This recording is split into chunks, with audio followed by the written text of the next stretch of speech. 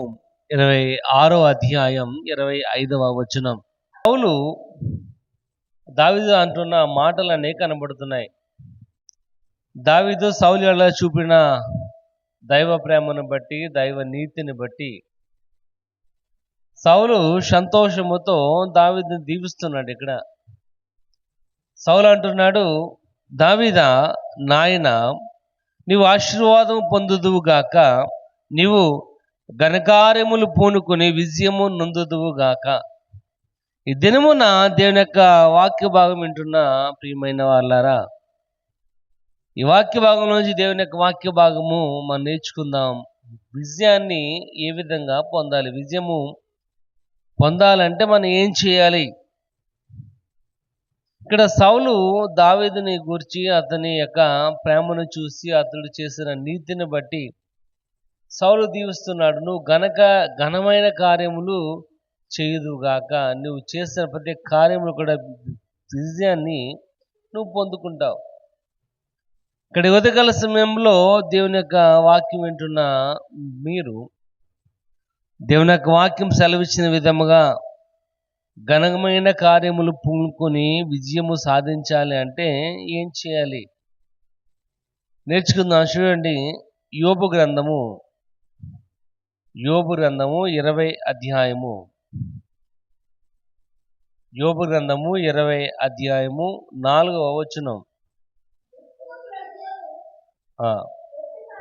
దుష్టుల విజయము కొద్ది కాలమే ఉండును, భక్తిహీనులకు సంతోషము ఒక నిమిషం మాత్రం ఉండును. చాలండి. ఇక్కడ రాయబడుతుంది, దుష్టుని యొక్క విజయము కొద్ది కాలం ఉంటుంది, తర్వాత భక్తిహీనులకు సంతోషము నిమిషం మాత్రమే ఉంటుంది అని రాయబడుతుంది. దేవుని యొక్క వాక్యభాగము సెలవిస్తుంది, మనం ఘనమైన కార్యమును పూనుకొని విజయము పొందుకునే వారిగా ఉండాలంటే దుష్టత్వములో నుంచి మనం బయటికి రావాలి. దుష్టత్వం అనేది ఉండకూడదు. దుష్టత్వము అంటే ఈవిల్ థింగ్స్. ఈవిల్ అంటే దెయ్యం. ఈవిల్ అంటే దెయ్యం. దెయ్యం పనులు, దెయ్యం పనులు. మనం అంటూ ఉంటాం చాలాసార్లు, వాళ్ళు చేసిన పనితీరుని బట్టి దెయ్యంలాగా చేస్తున్నాడు అంటే దానికి ప్రారంభం ఉండదు, అంతం కూడా ఉండదు. ఎలా చేస్తున్నాడో కూడా చెడమడ దెయ్యంలాగా. మనం కూడా మన ఇల్లు చూసినప్పుడు, మన యొక్క వాతావరణం చూసినప్పుడు కూడా అంటూ ఉంటాం, ఏంటి కొంప అంత దెయ్యాల కొంపలాగా ఉంది అని. ఎందుకంటే ఎక్కడ ఏమి కూడా శుభ్రంగా అనేవి ఉండట్లే. ఇక్కడ దేవుని యొక్క వాక్య భాగము రాయబడుచుంది, దుష్టత్వము, దుష్టులకు విజయము కొద్ది కాలమే ఉంటుంది. దుష్టత్వము అంటే చెడు, మంచి అయితే కాదు. దుష్టత్వం అంటే వ్యతిరేకం, అంటే చెప్పిన మాటకు లోబడడం అయితే కాదు. ఇక్కడ దేవుని యొక్క వాక్యభాగం సెలవిస్తుంది, దుష్టత్వములో నీవు ఉండకూడదు. ఎందుకు దుష్టత్వములో ఉండకూడదు అంటే, దుష్టునికి విజయము కొంతకాలమే అని రాయబడుతుంది. ఏంటంటే దుష్టునికి విజయం కొంతకాలం అంటే ఏంటి? దుష్టుడు విజయాన్ని పొందుకున్నాడు అనుకోండి, కొంతకాలం, ఒక టైం బీయింగ్ వరకు ఉంటుంది. ఎందుకంటే వాడిని త్వరగా మనము మర్చిపోతాం కనుక. కింద మాట రాయబడుతుంది, సంతోషము నిమిషం మాత్రం ఉండను. ఏంటంటే సంతోషం నిమిషం మాత్రం ఉండదు. ఆ నిమిషం కోసం ఆడు అనేక రకాలైన మోసాలు చేసేవాడు కనబడుతూ ఉంటాడు దుష్టుడు. అందుకని రాయబడుచుంది, దుష్టులకు దుష్టత్వంలో నీవు ఉండకూడదు. ఎందుకంటే ఆ దుష్టత్వం వలన వచ్చిన విజయం కానివ్వండి, ఆ దుష్టత్వం వలన వచ్చిన సంతోషం కానివ్వండి, నిమిషం మాత్రమే ఉంటుంది. మనం అనుకుంటూ ఉంటాం, ఎవడు ఎలా పోయినా మనం మాత్రము హ్యాపీగా ఉంటే చాలు అనుకుంటాం. ఎవడు ఎలా పోయినా, ఏది ఎలా జరిగినా నేను మాత్రం కడుపు నిండా తింటే చాలు అనుకుంటా. కాబట్టి వాక్యభాగం రాయబడుతుంది, అది ఎంత అంటే కొంతకాలం మాత్రం ఉంటుంది. దేవుని యొక్క వాక్యభాగం సెలవిస్తుంది, సౌలు అన్నట్లుగా ఘనమైన కార్యాలు పూనుకొని విజయము పొందుకునే వారిగా ఉండాలంటే దుష్టత్వం నీలో ఉండకూడదు. చెడ్డ ఆలోచన, ఇక్కడ చెడ్డ కార్యములు, పనికిరాని వాటి మీద ఫోకస్ పెడుతూ ఉంటారు. అవి పనికిరావు విజయాన్ని పొందాలంటే. ఒకసారి చూడండి, కీర్తనల భాగం కూడా చూద్దాం. 37వ కీర్తన 35వ వచనం కూడా చూద్దాం. 37వ కీర్తన 35వ వచనం. భక్తిహీనుడు ఎంతో ప్రబలియుండుట నేను చూచి ఉంటుని, అది మొలచిన చోటనే విస్తరించిన చెట్టు వలె వాడు వర్ధిల్లును. ఇక్కడ రాయబడుచుంది, భక్తిహీనుడు ఎంతో ప్రబలియుండుట నేను చూచాను, అది మొలిచిన చోటనే విస్తరించి చెట్టు వలె వాడు వర్ధిల్లును. భక్తిహీనుడు అనేవాడు, దేవుడు అంటే భయం లేనివాడు, దేవుని యొక్క మాట మీద లక్ష్యం లేనివాడు ఎలా ఉంటాడంటే ఇక్కడ రాయబడుతుంది, అది మొలచిన చోటని విస్తరించి చుట్టూ వలె కనబడుతుంది. అంటే వాడు ఎక్కడైతే ఉన్నాడు అక్కడే వాడు గొప్పవాడిగా కనబడతాడంట. ఎవడాడు? భక్తిహీనుడు, దుష్టత్వం కలిగిన వాడు. కానీ కింద మాటలో రాయబడుతుంది 36వ వచనం, అయినను ఒకడు దారిని పోయి చూడగా వాడు లేకపోవు. ఏంటంటే ఒకడు ఆ దారిని పోయి చూడగా లేకపోతే ఏంటంటే ఇక్కడ రాయబడుచుంది, ఒక చిన్న మొక్క అనుకోండి, మనం పీకేసినా ఎవరికి కూడా తెలీదు. కానీ ఒక చిట్టే లేదంటే ఇక్కడ పై వచనం రాయబడుచుంది, అది మొలచిన చోటనే విస్తరించి చెట్టు వలె ఉంటుంది. కానీ రాత్రి అది ఎంత పెద్ద చెట్టు అయినప్పటికీ అది అక్కడ ఉండడానికి లేదు. ఎందుకంటే వాళ్ళు ఏముందంటే దుష్టత్వం అనేది ఉంది. ఇక్కడ రాయబడుచుంది, నేను వెతికిద్దిని కానీ వాడు నాకు కనబడలేదు. అంటే నేను వెతికిద్దిని, చెట్టుని వెతికాడు. ఆ చెట్టు ఎవరంటే దుష్టత్వం కలిగిన వాడు. వితిన్ సెకండ్స్లో పెద్దోడైపోతూ ఉంటాడు. రాత్రే వాడి యొక్క పరిస్థితి అంతా మారిపోతూ ఉంటుంది. కానీ వాక్యం ఇక్కడ రాయబడుచు, నేను ఎంత వెతికిరాను వాడు నాకు కనబడలేదు. ఎందుకంటే ఇక్కడ వాక్యభాగం సెలవిస్తున్నాడు, దుష్టుని యొక్క విజయము కొంతకాలమే, దుష్టుని యొక్క సంతోషం నిమిషం మాత్రమే. దుష్టుని యొక్క సంతోషం నిమిషం. కానీ మనము దేవునిలో ఉన్నట్లయితే, మనం ఆ దుష్టత్వంలో నుండి బయటకు వచ్చినట్లయితే, దేవుని యొక్క వాక్యభాగం రాయబడి, ఆనందించుడి మరలా చెప్పుచున్నాను. కాబట్టి మన ఆనందానికి ఇన్ఫినిటీ, లైఫ్ లాంగ్, దాంట్లో నిమిషం కాదు, కొద్ది కాలం మాత్రమే కాదు, దేవునిలో ఉన్నట్లయితే పరిపూర్ణమైన ఆనందం. అందుకే దేవుని యొక్క వాక్యభాగం సెలవిస్తున్నాడు, ఘనమైన కార్యములు పూనుకొని నువ్వు విజయం పొందాలంటే నీళ్ళు ఏముండాలి, ఏమి ఉండకూడదంటే దుష్టత్వం అనేది ఉండకూడదు. ఈవిల్ థింగ్స్, దెయ్యం పనిచేసే పనులు. ఇక్కడ దేవుని యొక్క వాక్యం ఒకసారి చూడండి, యాకోబు పత్రిక 4:16 వచనం చూద్దాం. యాకోబు పత్రిక 4:16 అని, డంబం అంటే కడుపు. డంబం అంటే అంటే ఏమీ లేకపోయినా ఏంటంటే గొప్ప చెప్పుకోవడం. ఏమి లేకపోయినా, ఎవరైనా 55 ఇంచ్ టీవీ కొన్నారనుకోండి, నేను 65 ఇంచ్ టీవీ చూశాను అంటాం. అంటే ఏంటి? మన ఇంట్లో పోర్టబుల్ టీవీ ఉన్నా మనం ఏం చెప్తాం? ఆడి మీద 2 ఎక్కువ చెప్తాం తప్ప తక్కువ చెప్పం. దాన్ని ఏమంటారంటే డంబము అంటారు. అంటే మనకు ఉన్నదాన్ని, మనకు లేని దాన్ని ఉన్నట్టుగా చెప్పుకోవడం, మనము అనుభవించిన దాన్ని అనుభవించినట్లుగా గొప్పగా చెప్పుకోవడం. మా ఫ్రెండ్ ఒకడు ఉండేవాడు, ఏ పెన్ను కొత్తగా కొన్నా, పెన్నెలకు ఉంది అని అడిగాం అనుకోండి, ఈ పెన్ నేను ఆల్రెడీ వాడేశాను అనేవాడు. ఈ పెన్ను ఎప్పుడుదో అంటాడు. ఇది ఆ రోజు కొత్తగా సీల్ తీసి మనకిచ్చినా కానీ. అలా ఇక్కడ రాయబడుచుంది, మీ డంబమందు అతిశయపడుచున్నారు, కానీ అతిశయపడుట అంత మంచిదైతే కాదు, చెడ్డది. కానీ మనం దేనిలో అతిశయపడాలంటే దేవునిలో మనం అతిశయపడినట్లయితే ఘనమైన కార్యాలు చేయగలం, విజయాన్ని మనము పొందుకోగలం. ఇక్కడ వాక్య భాగం రాయబడుచుంది, మీ డంబముల యందు మీరు అతిశయపడుచున్నారు కనుక మీ అతిశయం అంతా కూడా చెడ్డది. ఎందుకంటే ఆ దుష్టత్వం మనలో ఉంది కనుక అది నిమిషం మాత్రం ఉంటుంది. ఆ నిమిషం ఆనందం కోసం, ఆ నిమిషం సంతోషం కోసం మనం ఎన్నో మనుషుల్ని ఇబ్బంది పెట్టిన వారుగా, ఎంతో మందిని నష్టము చేకూర్చిన వారుగా కనబడుతూ ఉంటాం.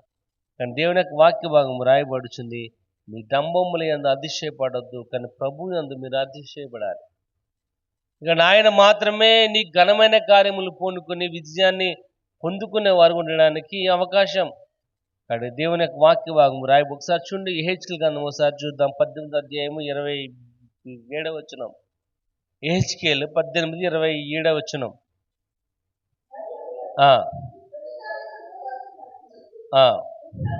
దుష్టత్వము నుండి మరలి నీతి న్యాయములు జరిగించినట్లయితే తన ప్రాణమును ఇక్కడ రాయబడి దుష్టుడు తన దుష్టత్వము నుండి మరలి వచ్చి నీతి కార్యములు చేస్తున్నట్లయితేనే వాడు తన ప్రాణమును కాపాడుకుంటాడు.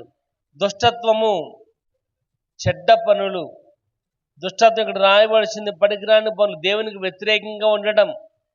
దేవునికి వ్యతిరేకంగా ఉండటము కనుక మనం విడిచిపెట్టి దాంట్లో బయటకు వచ్చినట్లయితే తన ప్రాణమును వాడు రక్షించుకుని వాడుగా కనబడుతున్నాడు. ఇక్కడ ఉదయకాల సమయంలో దేవుని యొక్క వాక్య భాగం రాయబడుతుంది. నువ్వు ఘనమైన కార్యములు పూనుకొని విజయము పొందాలి అంటే ఒకటి, దుష్టత్వం అనేది నీలో ఉండకూడదు. దేవునికి అనుకూలంగా ఉండాలి, దేవునికి వ్యతిరేకంగా కాదు. దేవునికి కాదని మనం ఏమి కూడా చేయలేము. ఇక్కడ దేవుని కాదనుకున్నామంటే మనలో దుష్టత్వము అనేది ఉంది కనుక, దేవుని యొక్క శక్తి మీద మనం ఆధారపడతలేదంటే మనలో దుష్టత్వం ఉంది కనుక, దేవుని యొక్క మాట మీద మనం నమ్మకం ఉంచట్లేదంటే మనలో ఏముందంటే దుష్టత్వం ఉంది. ఎందుకంటే దేవుని యొక్క వాక్య భాగం రాయబడుచుంది. అటువంటి దుష్టత్వం కనుక మనలో ఉన్నట్లయితే మనం ఘనమైన కార్యాలు చేయలేం. రెండోది చూద్దాం. 1వ యోహాను పత్రిక, 1 యోహాను పత్రిక 5వ అధ్యాయం 4వ వచనం. 1 యోహాను పత్రిక 5వ అధ్యాయం. దేవుని మూలముగా పుట్టిన వారందరూ లోకమును జయించెదరు, లోకమును జయించిన విజయం మన విశ్వాసమే. ఇక్కడ రాయబడుచుంది, దేవుని మూలముగా పుట్టిన వారందరూ లోకమును జయించెదరు. దేవుని మూలముగా పుట్టినవారు, దేవుని మూలముగా, దేవుని యొక్క ఆలోచన ద్వారా, దేవుని యొక్క ఉద్దేశం ద్వారా పుట్టిన వారందరూ కూడా లోకమును జయించెదరు. లోకమును జయించిన విజయం మన యొక్క విశ్వాసం. లోకమును జయించాలి అంటే మనలో ఏముండాలంటే విశ్వాసం ఉండాలి. కాబట్టి ఘనమైన కార్యాలు మనం చేయాలి, ఘనమైన కార్యాలు మనం పూనుకోవాలంటే మనలో అవిశ్వాసానికి అవకాశం ఇవ్వకూడదు. అవిశ్వాసం కనుక మనలో ఉన్నట్లయితే ఇక్కడ రాయబడుచుంది, లోకాన్ని మనం జయించలేం. ఎందుకంటే ఈ లోకములో మనము యాత్రికులము. ఈ లోకానికి మనకి ఏ రకమైన సంబంధం లేదు. ఒకనొక దినమున ఈ లోకమును కాదనుకుని వెళ్ళిపోవాలి మనం. కానీ లోకమును జయించాలి. లోకమును జయించాలి అంటే మనలో ఏమి ఉండాలంటే విశ్వాసం మాత్రమే ఉండాలి. కాబట్టి అవిశ్వాసానికి అవకాశం ఇవ్వకూడదు, అవిశ్వాసం నీలో ఉండకూడదు. ఒకసారి చూడండి, చిన్న ఎగ్జాంపుల్ చూద్దాం. మార్కు 9వ అధ్యాయం 24 వచ్చింది చూద్దాం. మార్కు 9:24. మార్కు 9:24. ఆ చిన్నవాడి తండ్రి నమ్ముచున్నాను, నాకు అపనమ్మకము లేకుండా, ఏంటంట ఆ చిన్నవాడి తండ్రి అంటున్నాడు, ప్రభా నువ్వు ఘనమైన కార్యాలు చేయగలవని నేను నమ్ముచున్నాను, కానీ నాకు అపనమ్మకము లేకుండా సహాయము చేయము. ఎందుకంటే ఈ నమ్మకం అపనమ్మకం కూడా అక్క చెల్లెలు లాంటి. నమ్మకం అపనమ్మకం అక్క చెల్లెలు లాంటి. ఇద్దరు కూడా ఇప్పుడు పక్క పక్కనే ఉంటారు. ఓ పక్కన మనకు నమ్మకం ఉంటుంది, దేవుని మీద మనం పూర్తిగా విశ్వాసం ఉంచుతాం, దేవుని మీద పూర్తిగా ఆధారపడినట్లు దేవుడి కార్యం చేస్తాడని నమ్ముతాం. కానీ ఇంకో చోట ఉంటుంది, అటు కూడా ఒకసారి వెళ్ళి వచ్చేసి తాయిది కట్టించుకుంటే, అటు కూడా ఒకసారి వెళ్ళి ఆ కొబ్బరికి కొట్టు వచ్చేస్తే సరిపోద్దేమో అని ఇంకొక పక్కన ఇంకొక ఆలోచన. కాబట్టి నమ్మకం అపనమ్మకం కూడా ఎటువంటిది అంటే అక్క చెల్లెలు లాంటి. అన్నదమ్ములని ఎందుకు అనలేదంటే అన్నయ్య మాట తమ్ముడికి నచ్చదు, తమ్ముడు మాట అన్నయ్యకి. కానీ అక్క చెల్లెలు మాత్రం అనుకున్నారంటే మాత్రం అమ్మ తప్పకుండా వాళ్ళు ఎన్ని గొడవలు వచ్చినా పైకి గొడవలాగా ఉన్న లోపలికి కలిసిపోతారు. ఇక్కడ దేవుని యొక్క వాక్య భాగం రాయబడుచుంది, నమ్మకం అపనమ్మకం కూడా ఒకటే, పక్క పక్కనే ఉంటాయి. అది ఇక్కడ రాయబడుచుంది. నమ్మకంలో బలహీనత అనేది కనపడుతుంది. నమ్మకం ఎప్పుడైతే మన అపనమ్మకం ముందు, అపనమ్మకం ఏముంటుంది అంటే బలహీనత ఉంటుంది, మనల్ని ఇంకా కృంగదీసేస్తూ ఉంటుంది. అందుకే ఆ యొక్క చిన్నవాని యొక్క తండ్రి అంటున్నాడు, ప్రభువా నేను నమ్ముచున్నాను నువ్వు ఘనమైన కార్యాలు చేయగలవని, కానీ నాలో అపనమ్మకము లేకుండా సహాయం చేయండి. నేను అపనమ్మకములో పడిపోయినట్లయితే బలహీనుడైపోతాను. నేను బలహీనుడిగా ఉన్నట్లయితే నువ్వు ఎంత గొప్ప కార్యాలు చేస్తున్నా నేను నమ్మని వాడిగానే ఉండిపోతాను. కనుక నాలో అపనమ్మకం లేకుండా చేయమని అక్కడ అడిగినట్లుగా కనబడుతుంది. ఇక్కడ ప్రియమైన వాళ్ళరా, మన ఘనమైన కార్యాలు పూనుకొని విజయము చేయాలి. విజయము మనం పొందాలి అంటే మనలో అవిశ్వాసం అనేది ఉండకూడదు. ఎందుకు అవిశ్వాసం ఉండకూడదు అంటే చూడండి, ప్రకటన గ్రంథము 21వ అధ్యాయం చూద్దాం. ఎందుకు మన అవిశ్వాసిగా ఉండకూడదు? 21వ అధ్యాయము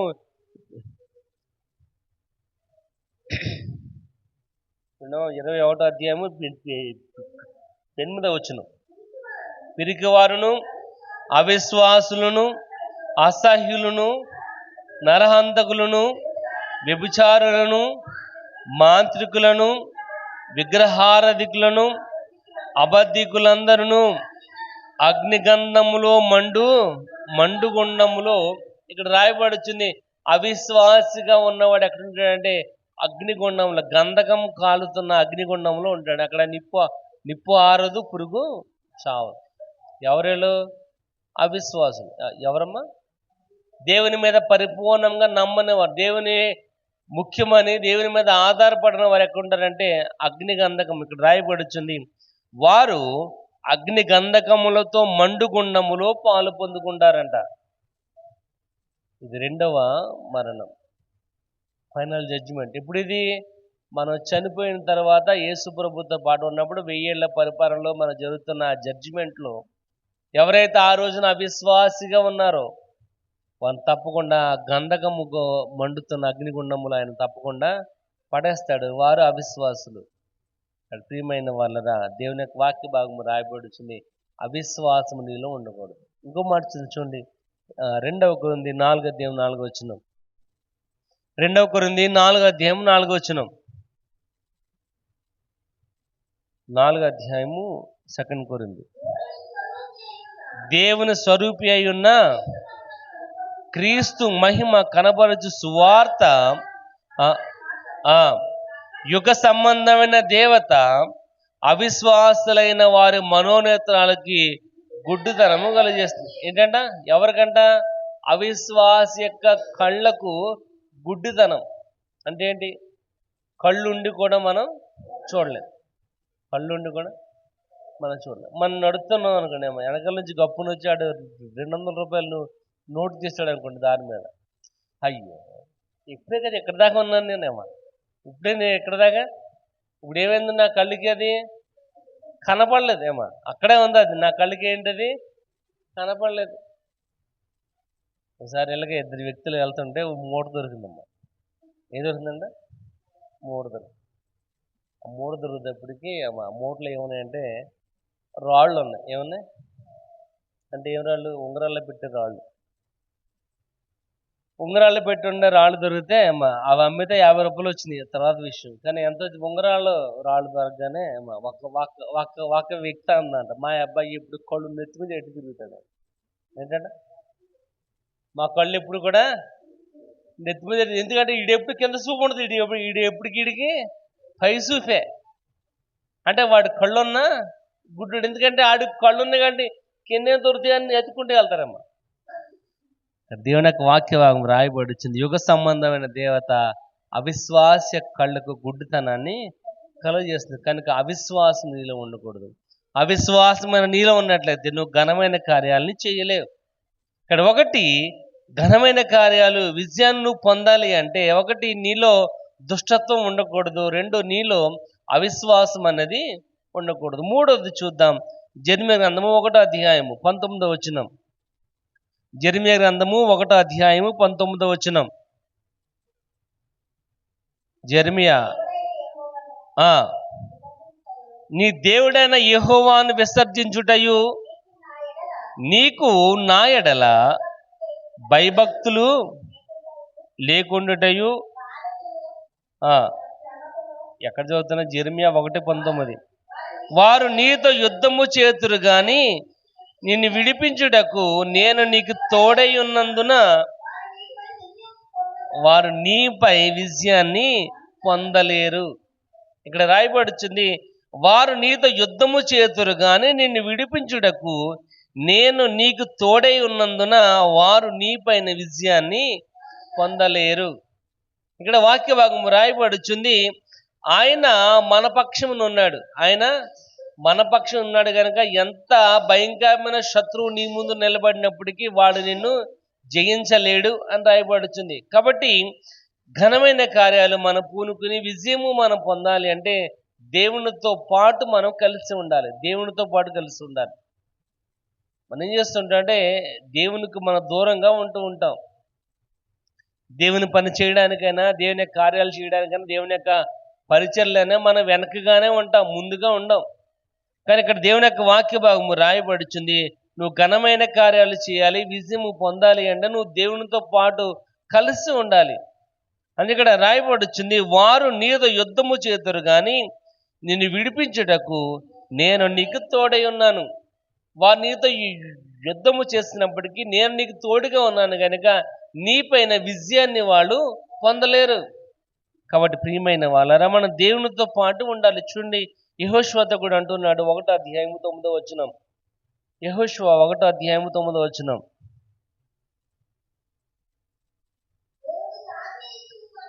నేను నీకు ఆజ్ఞాపించి ఉన్నాను కదా, నిబ్బరము కలిగి ధైర్యముగా ఉండము, దిగులు పడకము. నీవు నడుచు మార్గములంతటిలో నీ దేవుడని యెహోవా నీకు, ఏంటంటే నువ్వు నడుచు మార్గం అంతట్లో నీ దేవుడని యెహోవా నీకు తోడుగా ఉంటాడు. నువ్వు నడుచు మార్గం అంతట్లో, అప్పుడు నువ్వు ఏ పని చేసినా విజయాన్ని నువ్వు పొందగలవు. ఏ పని చేసినా అది ఘనముగా ఉంటుంది. ఎందుకంటే దేవుని యొక్క వాక్య భాగం సెలవిస్తుంది, మనము కూడా కొన్ని పరిస్థితులను బట్టి, మనము కొన్ని ఇబ్బందులు బట్టి దేవుని దగ్గర మనకు దూరంగా వెళ్ళిపోవచ్చు. కానీ ఆయన మాత్రము దూరముగా వెళ్ళిపోయేవాడైతే కాదు. ఎందుకంటే దాని బెస్ట్ ఎగ్జాంపుల్ ఏంటంటే తప్పిపోయిన కుమారుడు గురించి లూకాసు వార్త 15వ అధ్యాయం. ఆ చిన్న కుమారుడు తన తండ్రిని కాదనుకుని, తన ఆస్తిని కాదనుకుని, నాకు రావాల్సిన తీసుకుని నేను వెళ్ళిపోతాను అన్నప్పుడు కూడా తండ్రి పంపించేశాడు. కానీ వాడు అన్ని పోగొట్టుకున్నాక వాడు వస్తున్నప్పుడు వాడు దూరముగా ఉండగానే అని రాయబడుతుంది. వాడు దూరంగా ఉండగానే ఈయన తండ్రి పరిగెత్తుకుని వెళ్ళి ఆ యొక్క చెడిపోయిన తన కుమారుణ్ణి, కంపు కొడుతున్న తన కుమారుని కౌగిలించుకుని ముద్దు పెట్టుకుని తనకి ప్రశస్త వస్త్రములు ఇవ్వమని, తన నిమిత్తం ఒక గొర్రెను కొయ్యమని అక్కడ చెప్పినట్లుగా కనబడుతుంది. అది ప్రియమైన వాళ్ళరా, మనమే కొన్ని పరిస్థితులను బట్టి దూరంగా వెళ్ళిపోతూ ఉంటాం దేవునికి. మనకే కొన్ని ఇబ్బందులు బట్టి వెళ్ళిపోతూ ఉంటాం. కానీ ఆయన అంటున్నాడు, ఎవరు ఎలాగ ఉన్నప్పటికీ నేను నీతో పాటు ఉన్నాను కనుక నీ పైన ఎవడు కూడా విజయాన్ని పొందలేదు. యెహోవా మన పక్షమునుండగా మనకు విరోధి ఎవడు? ఆయన నీ పక్షమునుండగా ఎవడు నీ మీద వ్యతిరేకంగా ఆలోచన చేసేది? చూడండి, యెహోషువ గ్రంథం చూద్దాం, 3వ అధ్యాయము 5వ వచనం ఒకసారి చూద్దాం. 3వ అధ్యాయం 5వ వచనం. యెహోషువ 3:5. యెహోషువ అంటున్నాడు, రేపు మీ మధ్య యెహోవా అద్భుత కార్యములు, ఎప్పుడంట? రేపు మీ మధ్య యెహోవా అద్భుత కార్యములు చేయను. ఎప్పుడు? మనం దేవునితో పాటు కలిసి ఉన్నప్పుడు. ఎప్పుడంటే దేవుని కాదనుకు మనం దేవునితో పాటు ఉన్నప్పుడే ఆయన మన మధ్య, నీ మధ్య అద్భుత కార్యాలు చేసేవాడు. బీ విత్ గాడ్, దేవునితో పాటు ఉండడానికి ప్రయత్నం చేయాలి. అందుకే సౌలు దావీదు అంటున్నాడు, నువ్వు ఘనమైన కార్యాలు పూనుకొని నువ్వు విజయం పొందాలి, నువ్వు విజయము పొందుదువుగాక అని దీవిస్తున్నాడు. ఈ ఉదయకాల సమయంలో దేవుడు కూడా మనల్ని దీవిస్తున్నాడు. ఏమని? నువ్వు కూడా ఘనమైన కార్యాలు చేయగలవు. ఎప్పుడు అంటే నువ్వు దేవునితో పాటు కలిసి ఉన్నప్పుడు. దావీదు కూడా దేవునితో పాటు ఉన్నాడు కనుక తన తండ్రి మందను మేపుతున్నప్పుడు తోడేళ్ళు వచ్చినా, సింహాలు వచ్చినా వాటిని చీల్చి పాడేసిన వాడుగానే కనబడుతున్నాడు. ప్రియమైన వాళ్ళరా, దేవుని యొక్క వాక్య ఒకసారి చూడండి, 129వ కీర్తన కూడా ఒకసారి చూద్దాం, 6వ వచనం. 129, 6వ వచనం. 129వ కీర్తన 6వ వచనం. వాడి ఇంటి మీద పెరుగు గడ్డి వలె ఉన్నారు. ఆ ఏంటంటే ఇది అది పెరగక ముందే వాడిపోవును అని రాయబడుతుంది. ఏంటంటే వారి ఇంటి పైన ఉన్న గడ్డి వలె వారు ఉన్నారు. వారు పెరగక ముందే వాడిపోతారు. అంటే ఏంటి అమ్మా? పెరగక ముందే వాడిపోతారండి. అంటే ఆ మొక్క మాడిపోతుంటే చూడండి, మనం ఏమంటూ ఉంటాం, మొక్కేసానమ్మా తెల్లారిదప్పటికి ఏమైందంటే అది మాడిపోయింది. అంటే అది పెరగకుండానే మాడిపోవటం ఇక్కడ వాక్య భాగం రాయబడుతుంది. మనం కనుక దేవునితో కాకుండా దేవునికి వ్యతిరేకంగా బెడబాటు కలిగిన వారిగా ఉన్నట్లయితే మనం పెరగకుండానే వాడిపోతాం, మాడిపోతామని వాక్య భాగము రాయబడుతుంది. ఇక్కడ ప్రియమైన వాళ్ళరా, మనము దేవుని యొక్క సన్నిధిలో ఉన్న మనము కూడా దేవుని సన్నిధిలో ఉన్న మనము ఘనమైన కార్యాలు, ఘనమైన విజయాల్ని మనము చూడాలంటే మనము దేవునితో పాటు కలిసిన వారుగా, దేవునితో పాటు ఉండేవారుగా ఉండాలి. ఇక్కడ విశ్వాసగా నువ్వు ఉన్నప్పుడు నువ్వు తప్పకుండా ఘనమైన కార్యాలు చేయగలవు. ఎందుకంటే నీ వెనకాల ఉన్నవాడు లోకములో ఉన్నవాని కంటే గొప్పవాడు. నీ వెనకాల నువ్వు ఆరాధిస్తున్న వాడు లోకములో ఉన్న దేవుళ్ళ కంటే గొప్పవాడిగా కనబడుతున్నాడు. కాబట్టి ఆయన యందు నువ్వు మనసు ఉంచాలి. అది ఇక్కడ ఘనమైన కార్యాలు మనం చేయాలి అంటే మనలో ఏముండాలంటే దుష్టత్వం అనేది ఉండకూడదు. ఘనమైన కార్యాలు చేయాలంటే మనలో ఏముండాలంటే అవిశ్వాసం అనేది ఉండకూడదు. మూడోది రాయబడుతుంది, నువ్వు దేవునితో పాటు కలిసి ఉండాలి. ఎప్పుడైతే నువ్వు దేవునితో పాటు కలిసి ఉన్నావో నువ్వు తప్పకుండా ఘనమైన కార్యాలు చేసేవాడిగా ఉంటావు. కాబట్టి ఉదయకాల సమయంలో దేవుని యొక్క వాక్య భాగం సెలవిస్తుంది, నువ్వు ఘనమైన కార్యాలు పూనుకొని నువ్వు విజయం పొందాలి అంటే తప్పకుండా సౌలు దావీదును దీవించినట్లుగా నీ యొక్క జీవితంలో కూడా జరగాలి అంటే దుష్టత్వములో నుండి, అవిశ్వాసములో నుండి దూరముగా ఉండి దేవునితో పాటు కలిసి నువ్వు జీవించినట్లయితే తప్పకుండా ఘనమైన కార్యాలు నీ యొక్క జీవితంలో దేవుడు చేయగలడు అని దేవుని యొక్క వాక్య భాగం రాయబడుతుంది.